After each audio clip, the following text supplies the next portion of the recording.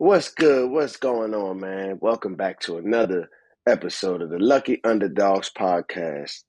It's your boy, the one, the only, Devin Butler. Now, with me as always, the legendary, the 2-0, the I 2 up, the 2 down. The boy CJ, it's your boy CJ in the bed. I wouldn't say legendary.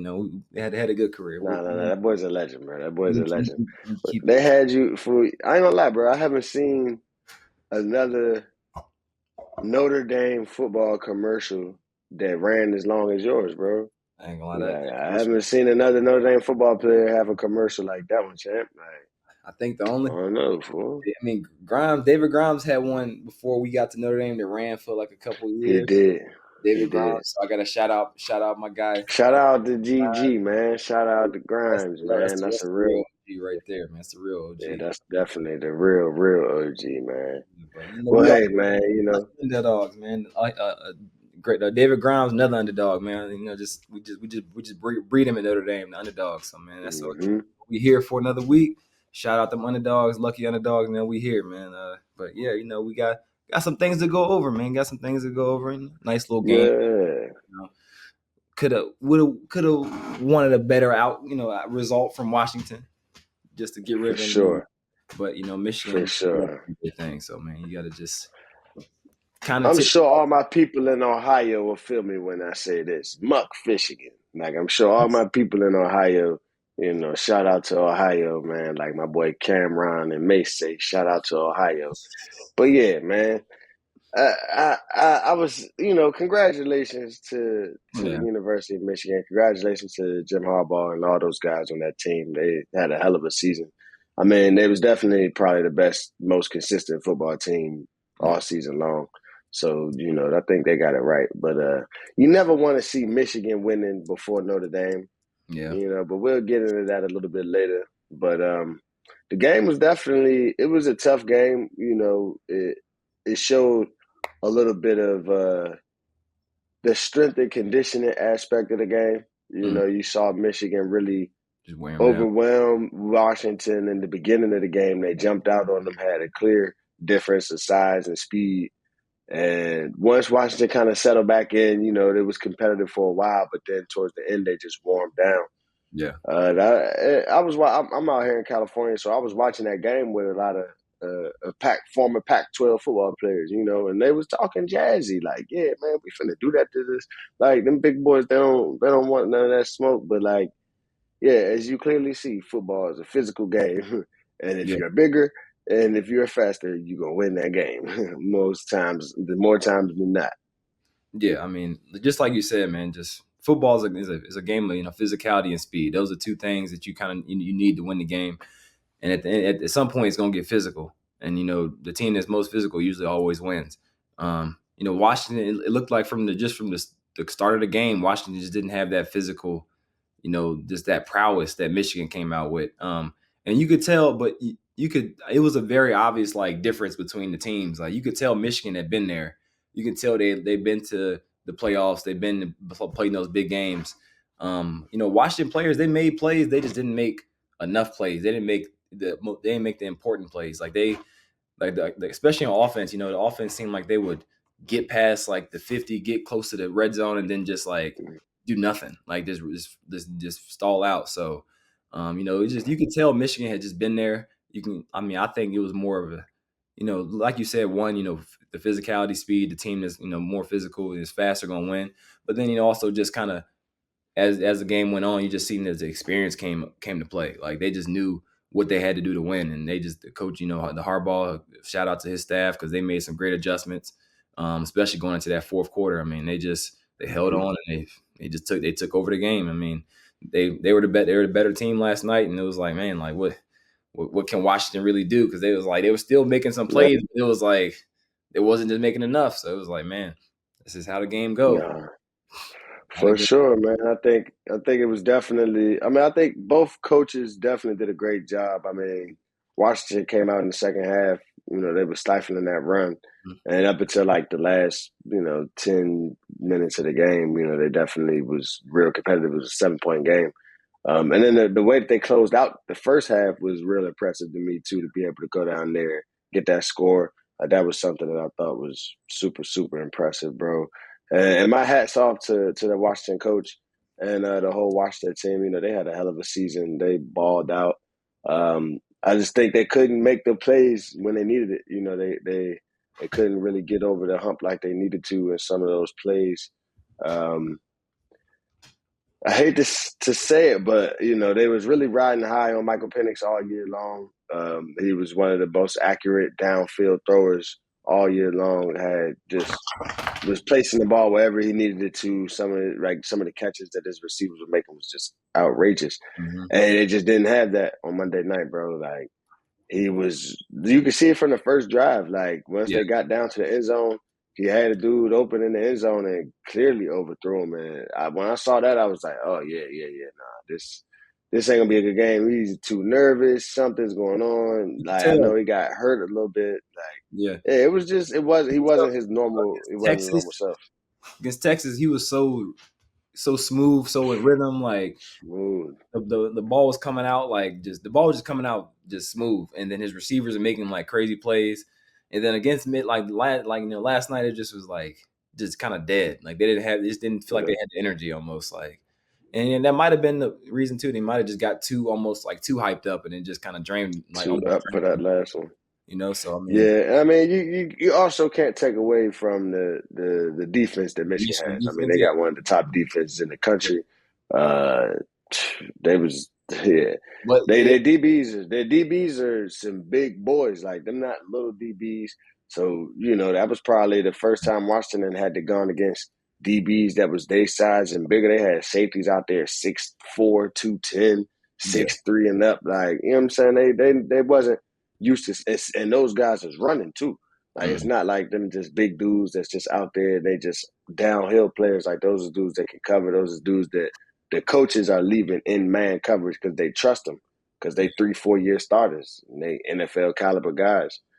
I mean, yeah, that Michigan team was a hell of a team, bro. And I think definitely great. that D line had that Washington offensive line.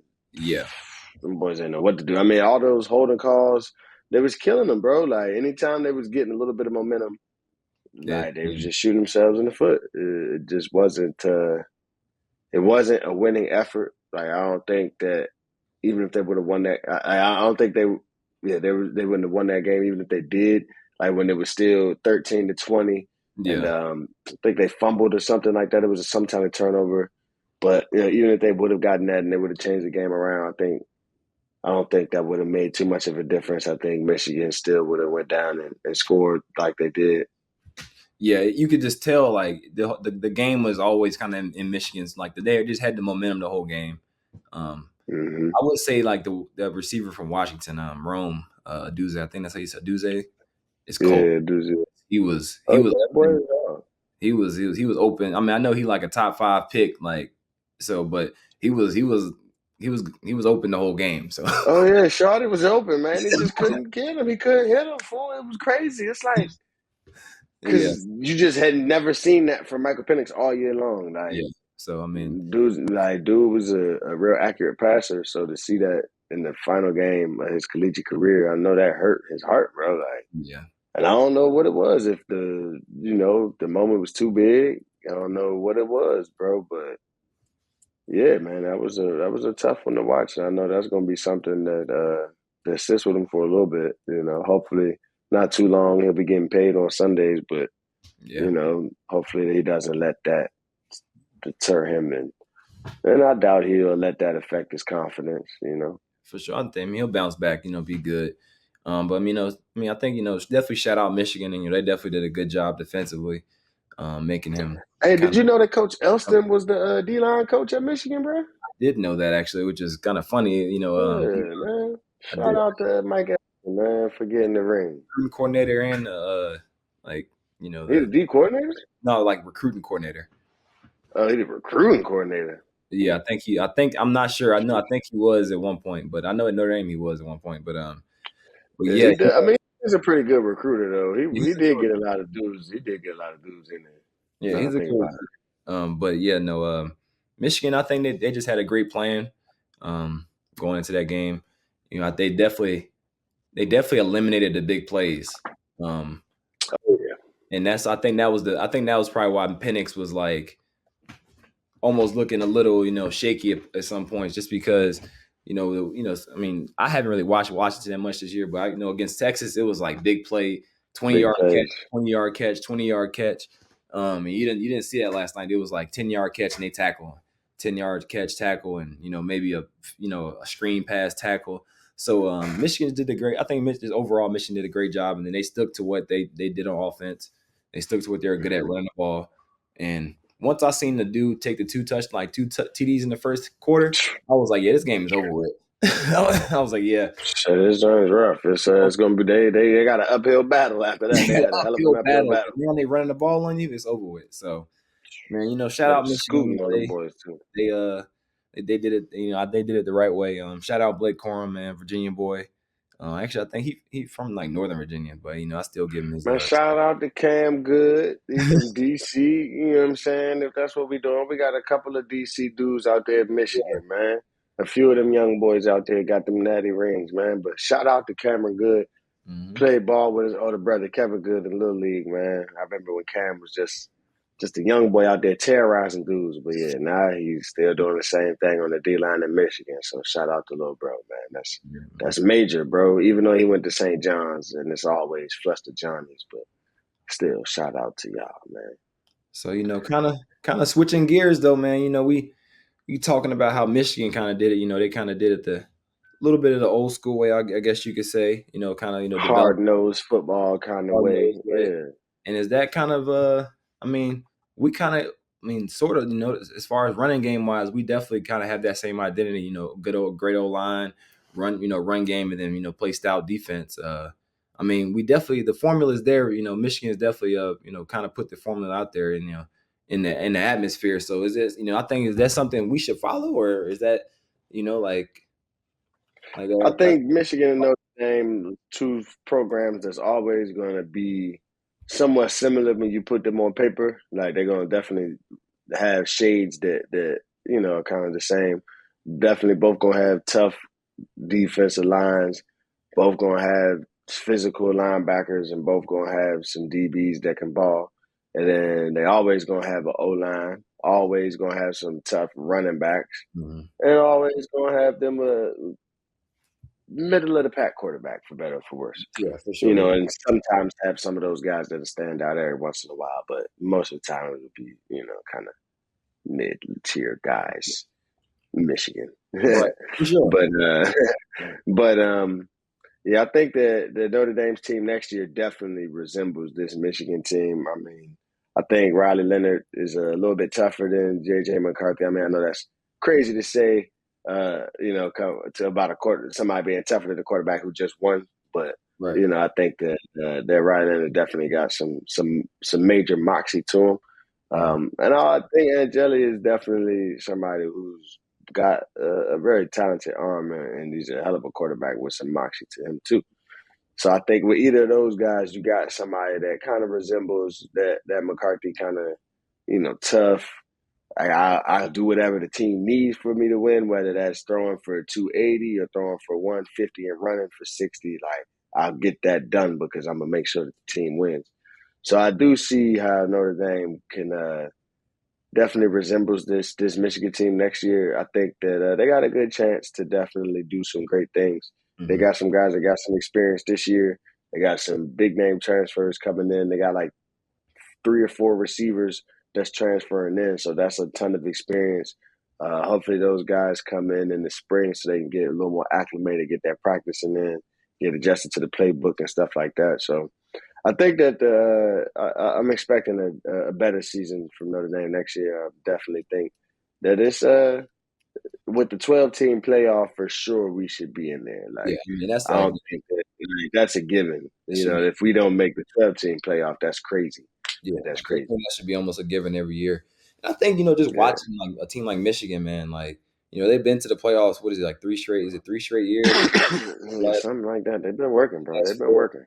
And I think, just kind of studying like the difference in the teams, and you don't really see much of a difference between our teams. Like, they don't have like a quarterback who's just outstanding, making plays that's going to win them the game. Like they rely on their run game, they rely on their, the O line, and then they play good defense. And I think what maybe where we're not there yet as far as like the adjustments. And I think that's as far as the coaching staff wise, like, because I think the play as far as the player wise talent, you're not going to get any fall off from either one of these teams. Like they both going to have the same, talent level. We're probably getting more talent than Michigan's getting for sure, just nationally. for sure. Um, and then you kind of look at the next step. It's like, dang, it got to be the coaching, because for them they got to 3 playoffs. I mean, been in the playoffs like 3 straight years. Haven't won obviously, but finally getting here and then winning. I think that's a big shout out to to Harbaugh and his staff, because they were able to adjust and adjust against teams like Bama, adjust against teams like Washington, and then make them look average. When them teams are Mm-hmm. actually really good teams. Like the week before, Washington looked like their offense looked like a juggernaut that it couldn't be stopped, but they Yeah, looked just regular. So I think that's kind of I think that's our next step. Is that coaching, that the coaching staff, and making those adjustments to the teams we playing. Then when in those big games, because those are really the games that matter. Like we got to be able for to, sure. we got to win some coaching battles. I feel like we lose a lot of the big game coaching battles, and that's like, No, that's facts. and that's a big part of it, because you got to have a good game plan playing against these good teams, because all the players are going to stack up against each other pretty well. You know You got to get the edge somehow, some way, exactly, yeah, and if you don't have the edge, then your opponent certainly does. right, I think getting coach back in there, I think that's definitely going to be something good for the offense. Getting Coach D back in there, Coach Denbrock, is definitely going to be something that revitalizes the offense to an extent. I think he's definitely one of those guys that's a great motivator, and he's someone who listens to his players, and he evaluates talent the right way. Like I think he's somebody, and I'm sure you can attest to this better than I could, but I'm pretty sure from what I've seen, like he puts dudes in the position to make the plays. yeah, Like he can tell what you can do, and he's like, yeah, let's get him the ball in this situation because I know he's going to spaz, and let's get him the ball in this situation. So I think it's definitely going to be a refreshing offense, and getting boatload of new transfers at quarterback, receivers. That's definitely going to change the identity, and hopefully elevate some of the younger guys. I don't know if any of these dudes got multiple years of eligibility that's transferring in. We're gonna have to check that for next week to see if any of these dudes if all of uh, these dudes are just 1 year guys or if they got I anybody think that's the one guy from I'm not. Don't give me. I think the guy from FIU has a couple years. I'm not sure about that, but I think he was don't quote me, yeah, but I think he was a sophomore. But yeah. um, I'll be We'll getting. check. I'm gonna have that updated for us next week for sure before Yeah, we close out. yeah, And but yeah, I definitely think that it's going to definitely add some flavor to the offense, yeah. like especially with those guys getting it early in the spring, hopefully, and competing in the spring and the summer and in the fall camp. Like it's going to do nothing but boost everybody. You know what I mean? So I'm excited to see what the Notre Dame identity is next year. I know the offense will definitely have a new identity, and the defense, if they can keep the same identity they had this year, you know what I'm saying? Get a little more stout up front, like a little more consistently stout, get some more pass pressure, some more sacks. The back end is going to be what it is. You know what I'm saying? You got two All Americans still back there, so that's nothing to worry about. I think the linebackers are definitely going to have a little bit of a learning curve, but other than that, though, bro, yeah, I think we're gonna have a real, real, real strong team next year. Yeah, definitely. And I mean, I think the most, obviously, we got to win. Winning, trying to win every game, but like getting to that playoff is going to be important. Like just getting to Got it, to, and then from got there to, you can bro. kind of figure it out from there. Because I'm not even sure if we can. I don't know how it's going. I don't know how like the rules are going to play out. Like if we can even get a home game. Like do we Yeah, I like don't know. because I don't know if they said Yeah, like the 4 teams who win a conference get a home mm, game. I don't know how it's going to work. So That would make sense. Yeah, nah, that'll be different. But hopefully, we got to get into that playoff so we can be competing against those teams and have a Mm-hmm. chance, to say we actually can play for a national championship. So For that's me. sure. Because watching Notre Dame at the Sun Bowl was not. That's not it. Notre Watch Dame ain't supposed to be playing in no Sun Bowl. at Like, least we try to play on mm, we try to at least play on New Year's. At least try to play on New you Year's know, Eve. Like, the 30th or later, yo. Like, yeah, if you it you ain't playing on the 30th, playing on the 31st, or 29th? 1st, like, Yeah, you ain't nobody watching on 29th. I ain't gonna lie. ain't nobody watching that. I ain't watching that. Nobody watching on 29th. I mean, I did, I watch but it. I I mean, didn't. I had to I download. didn't want to. I had to I download didn't want to though. Like I ain't, like I had to download Peacock to watch the game. Like, And so you ain't got Peacock. nah, Peacock decent, bro. They got some I, good shows on there, man. I don't, I ain't trying to have every subscription now. I got Netflix keep raising the prices. So, Disney keep raising the prices. Like I'm like, bro, yeah, like it's rough out here, man. I go on It's vacation. rough. This is he's still in the same account. Like we got to raise the price. I go on vacation. Like Say just cause, man. They just be hiking it up, bro. yeah. One last thing to talk about. They had this article. Let me see. Let me pull that drawing up. ESPN. They released their way too early 2024 top 25, Mm-hmm. and they had Notre Dame closing out the top 10 at number 10. They definitely, they cited, we got a lot of returning starters. Like I said, there's definitely going to be great for us with Howard Cross and Riley Mills, Jack Kaiser, Xavier Watts, Ben Morrison. You got guys that's coming back on that defensive side that's going to definitely hold it down. And then you got Coach Denbrock coming over, somebody who just had one of the FBS leading scoring offenses in yards per game last year at LSU and a Heisman Trophy candidate. So he's going to come through with some spazzing ideas, and I think Notre Dame is definitely in position to make a push late into the college football postseason Yeah, and I mean, next year. I'll say it like that. I definitely with the big blowout win against Oregon State. Obviously that that puts us in the should. I mean, we should be in obviously the way too early top 10, whatever you want to call it, but top 25.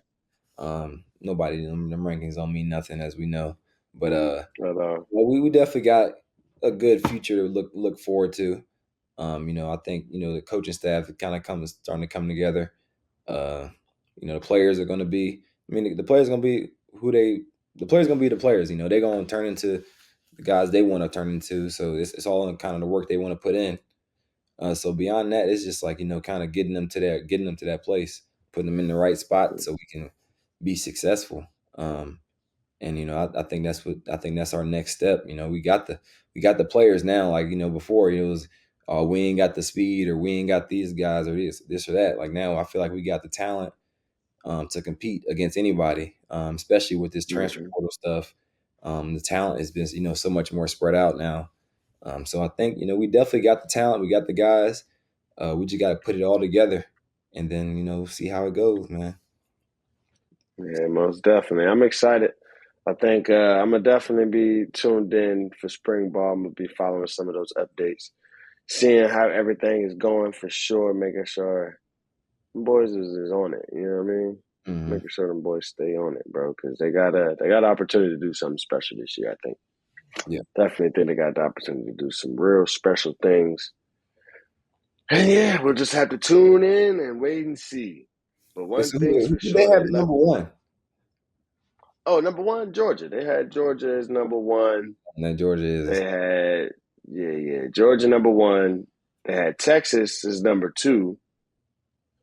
Then they had Oregon 3, Bama 4, Ohio Oh, State 5, where's Michigan this? 6, Okay, Michigan 6. mhm, Ole Miss at 7, Missouri at 8, and Arizona at 9. One thing I will say though Way too is early.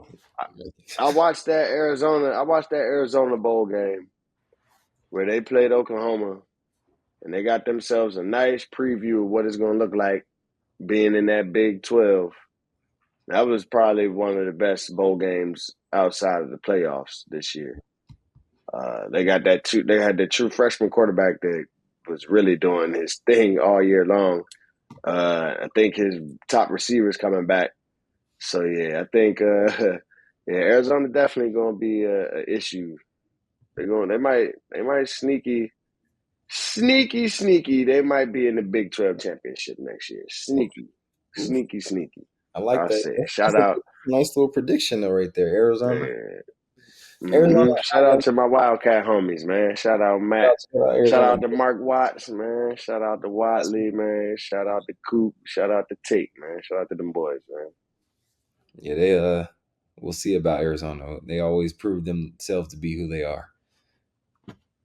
Eight, eight, No, for sure. eight and They don't want no smoke. No, they don't want to come to South, but they don't want to play the Irish they're though. That's for they're sure. they're 8-4 That's for team. sure. I'm not gonna lie, That's they're for eight and sure. four team. Like I mean, they was like, I think they had 10 wins this year, bro. I think this year, yeah, that's a great year for them. Great year. It's a great year. historic, even Historic. historic. One might say, real live though. Yeah, no, for sure. They're definitely an 8-win team. Like on the regular. Like next year they might be different. Yeah. It might be different next No, year. for sure. They might just do something, man. They might do something. But hey, that's all we got for y'all this week, bro. It's always a pleasure and an honor. Thank y'all for tuning in, stopping by, take some time out your week to holler at your boys, man. It's always a pleasure. It's the Lucky Underdogs podcast brought to you by Believe Network, the Goodman Productions, and them good people over at Valley Sports, Ohio. Appreciate y'all for tuning in. It's a wrap. Right.